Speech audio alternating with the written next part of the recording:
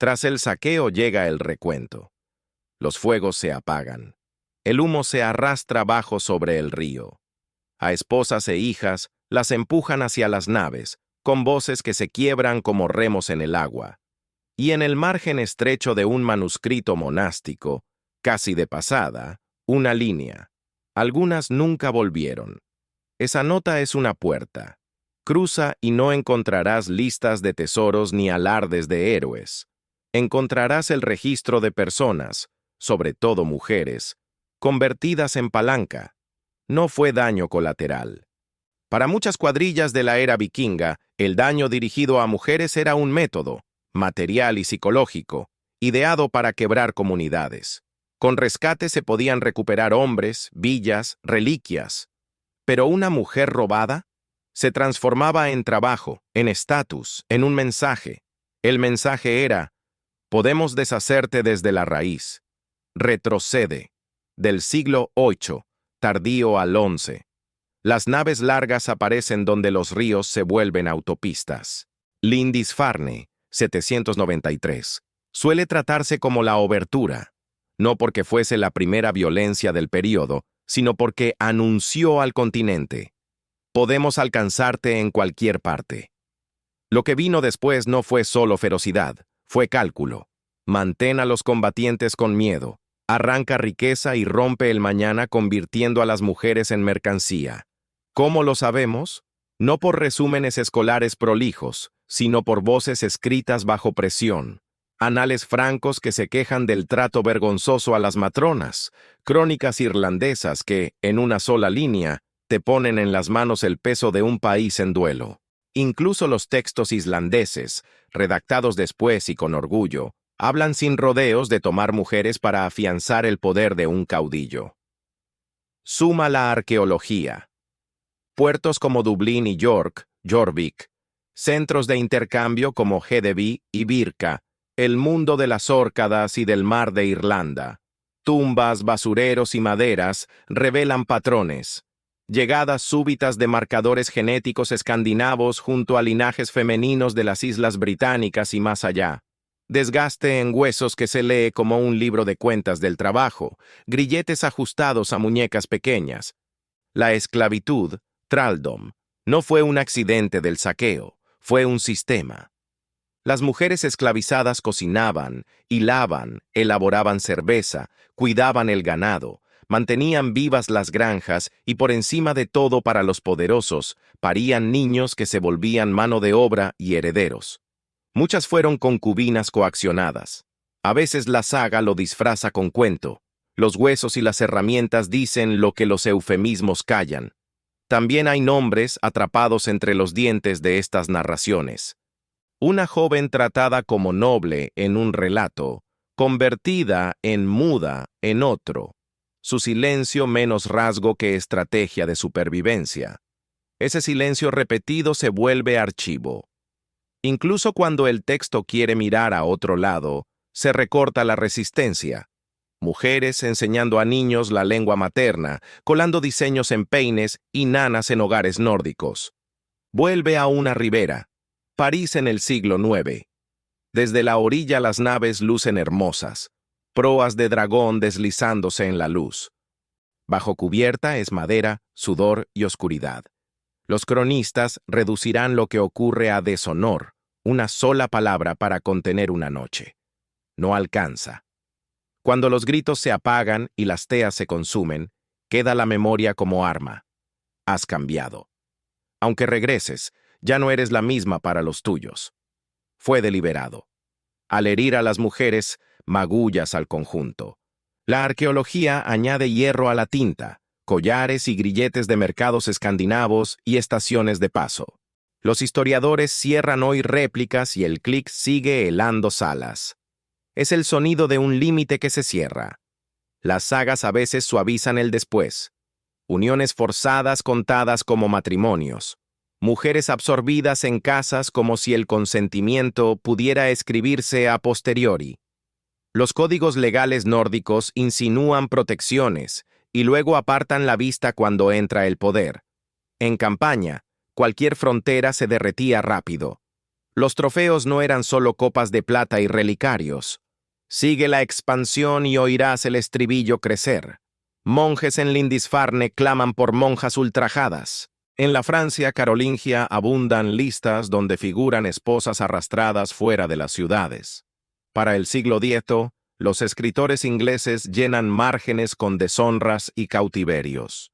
Y en el este, a medida que las rutas fluviales hacia Constantinopla y el califato se llenan de comercio, aldeas enteras pierden a sus mujeres hacia mercados tan lejanos como el Mar Negro y más allá.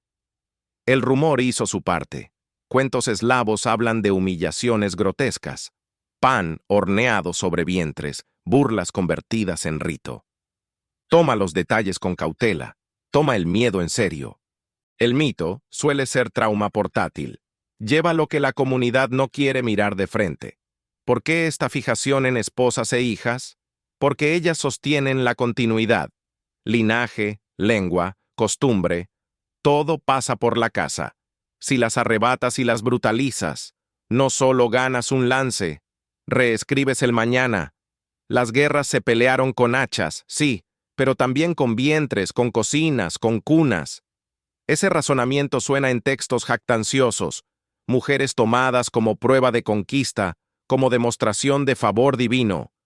Se ve en tumbas donde alfileres y colgantes extranjeros, joyas que un día se asentaron en cabellos trenzados, lejos de Escandinavia, aparecen junto a hombres sepultados con armas. Los adornos callan. Su presencia no. Mira batallas que fueron bisagra. Inglaterra, 991, la derrota y el tributo exigido. Se paga dinero, pero detrás del pago late el terror de las personas, esposas en manos del enemigo. Un poema anglosajón no termina la frase. La tinta se mancha en medio del horror. Ese silencio no está vacío. Es un grito prensado. Para una mujer capturada, la vida podía volverse traslados. Tomada en un campo, llevada a un río, cargada en una bodega, vendida en una ciudad, marchada de nuevo. El nombre se gasta. A veces un hijo nacido de coacción, criado en la lengua y casa del captor, celebrado luego en sagas como Fuerza de alto linaje. Puedes admirar la corona y seguir viendo el grillete detrás. Los cementerios de York susurran detalles. Jóvenes, algunas adolescentes, con marcas de estrés en huesos donde se anclan tendones, espinas envejecidas, isótopos que indican dietas cambiadas a pescado escandinavo. No descansaban como esposas honradas con ajuares. Estaban agotadas, mal alimentadas y nunca consultadas. El espectáculo importaba. Hay relatos de agresiones escenificadas entre vasos sagrados saqueados, piezas litúrgicas alzadas mientras se obliga a clérigos a mirar. Es más que crueldad. Es teatro para invertir el mapa moral de una comunidad. Sigue el comercio. Escritores de cortes musulmanas que observan a los rus en el Volga y el Dnieper describen caravanas de cautivos, en su mayoría mujeres, rumbo al sur. Los mercados de Bagdad, Al-Ándalus, Constantinopla, pagaban más por jóvenes y mujeres. Los captores preparaban a las cautivas, alimentadas para la venta, vestidas para exhibición, paseadas en tarimas, ganancia trenzada con dolor. Párate en Dublín, en Wood Quay, con la imaginación, maderas húmedas, agujeros de postes donde hubo sujeciones, collares de hierro en pozos, algunos con cerraduras tan singulares que exigían la llave del amo. Una vez cerrados, no estaban pensados para abrir. Imagina respirar con hierro al cuello, cada aliento vibrando tenuemente. Cuando llega la prosa heroica, la logística se disuelve.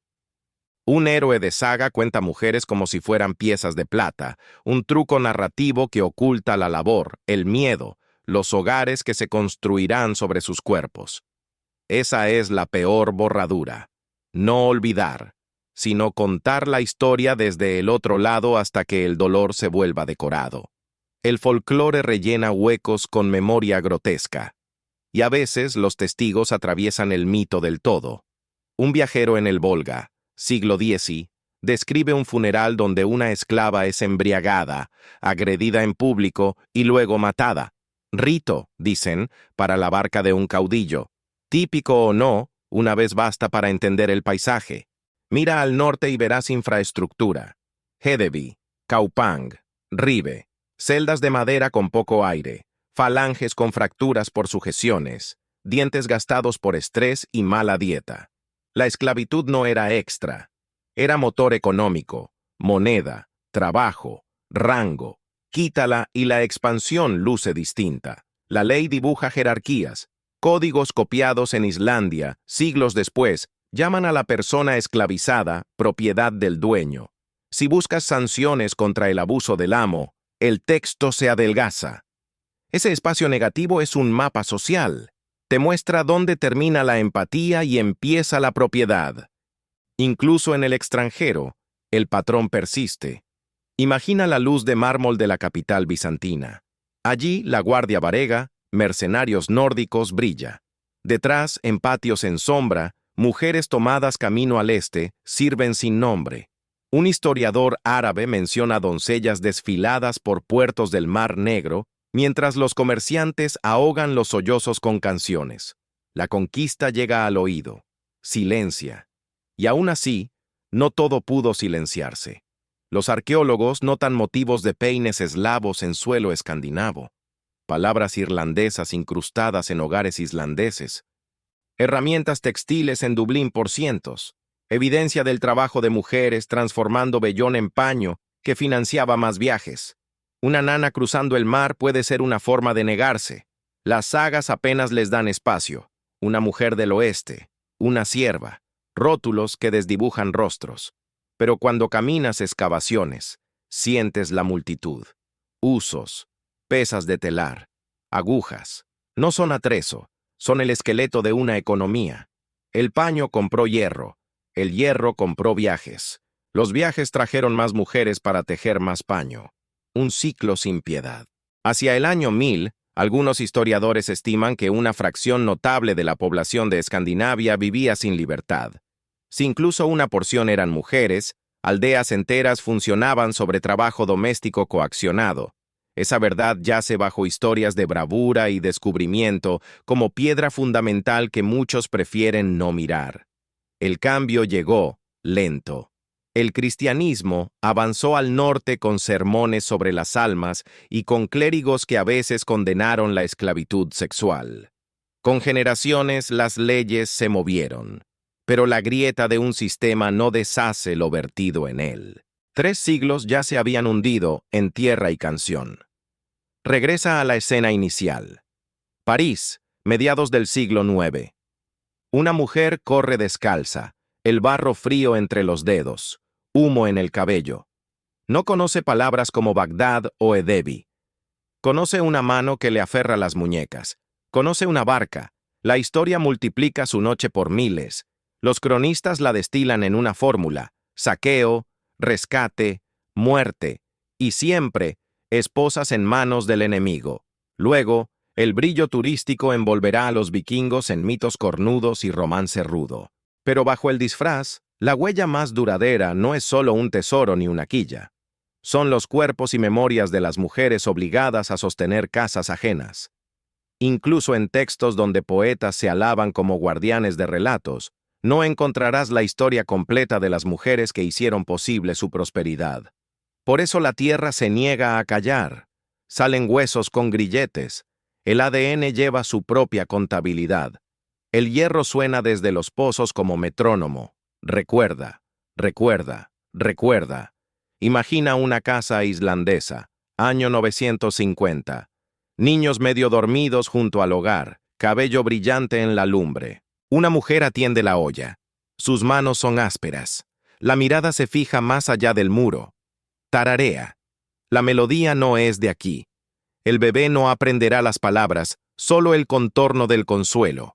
Ese contorno sobrevivirá a su nombre. Siglos después, la gente cavará aquí. Dirán sin adornos: tumba somera, cambio dietario, y entenderán más que la saga. No porque el pasado se haya vuelto benévolo, sino porque la materia miente menos que una historia. Vuelve a los ríos orientales. Aldeas eslavas aparecen más delgadas en el registro tras los saqueos. Se sesgan las demografías funerarias. Hay huecos donde deberían estar tumbas de niñas. A veces la ausencia es la evidencia más alta. Gente que simplemente desaparece hacia una red comercial que las midió en precios, no en nombres. Registros en ciudades distantes reducen vidas a conteos. 3 doncellas, una esposa y 2 hijas. Tinta de contabilidad que borra identidades. La corte bizantina, los zocos andalusíes, los muelles del Mar Negro.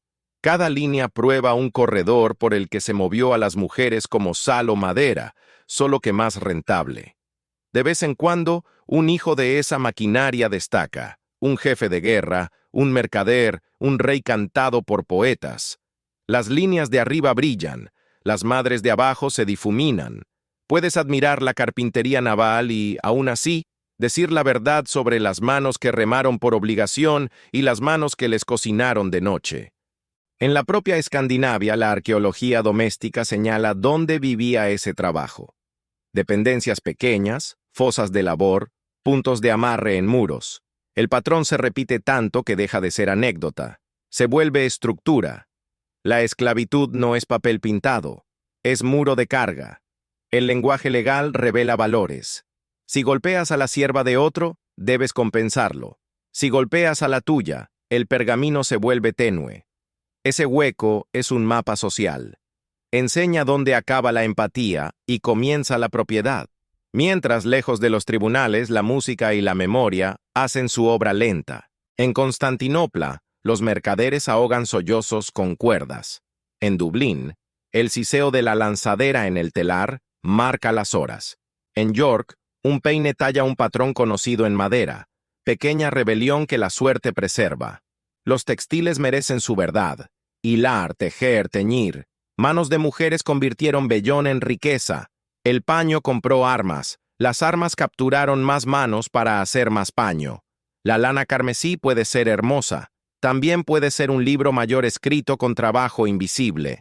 Hacia fines del siglo XI, la conversión y los proyectos de monarquía empiezan a limar aristas del viejo sistema. Algunos amos liberan siervas y lo llaman generosidad, como si la libertad borrara lo anterior. No puede. La libertad tras años de coacción no es reinicio, es cicatriz con papeles. ¿Qué hacemos con esto? Miramos el tiempo suficiente como para disipar la niebla romántica. Dejamos que crónicas, leyes, hueso y hierro conversen hasta que surge una imagen más difícil de celebrar y más difícil de negar, y afinamos el oído para los silencios. Cuando una saga dice una mujer del oeste, escucha la costa detrás de la frase. La casa del padre ardiendo, una muchacha arrancada a la noche, un tambor de bogar marcando el tiempo hacia un mercado. Cuando un poema se detiene a mitad de verso, respeta la mancha. A veces la tinta se niega a traicionar a los vivos. Cruza el Atlántico en papel, Vinland en las sagas. Aventureros y nieve, naves y escaramuzas. Al fondo, manos que traen agua de arroyos helados, cosen con tendones, cuidan el fuego. Algunas de esas manos probablemente cruzaron desde Europa encadenadas. No se levantan puestos en el viento, se levantan con trabajo. ¿Quién lo aportó? Párate otra vez en aquella casa islandesa. El fuego bajo, los niños duermen. La mujer del hogar tararea su canción pequeña. Sabe que no volverá a casa. Pero la melodía sí. Se deslizará al oído de un niño, luego al de sus hijos, como consuelo sin origen recordado. Un día extraños levantarán sus huesos y dirán que su dieta cambió, que su labor fue pesada, que su tumba fue pobre. Dirán en voz alta lo que su mundo se negó a escribir. Al final, lo que los vikingos dejaron inmortal no son solo naves y plata. Es la resistencia de quienes callaron. La tierra guarda los recibos. Los genes guardan las rutas. Las historias, si lees sus bordes, guardan la punzada. Escucha, a través de ríos, a través de niebla, a través de velas negras cortando el agua, pisadas sobre tierra mojada, un aliento que se corta bajo el hierro, una mujer y otra y otra. Sus pasos siguen ahí si dejas de romantizar lo suficiente para oírlos. Recuerda, ese es el trabajo que nos queda. Historias y silencio. Recuerda, Suscríbete y comparte este contenido.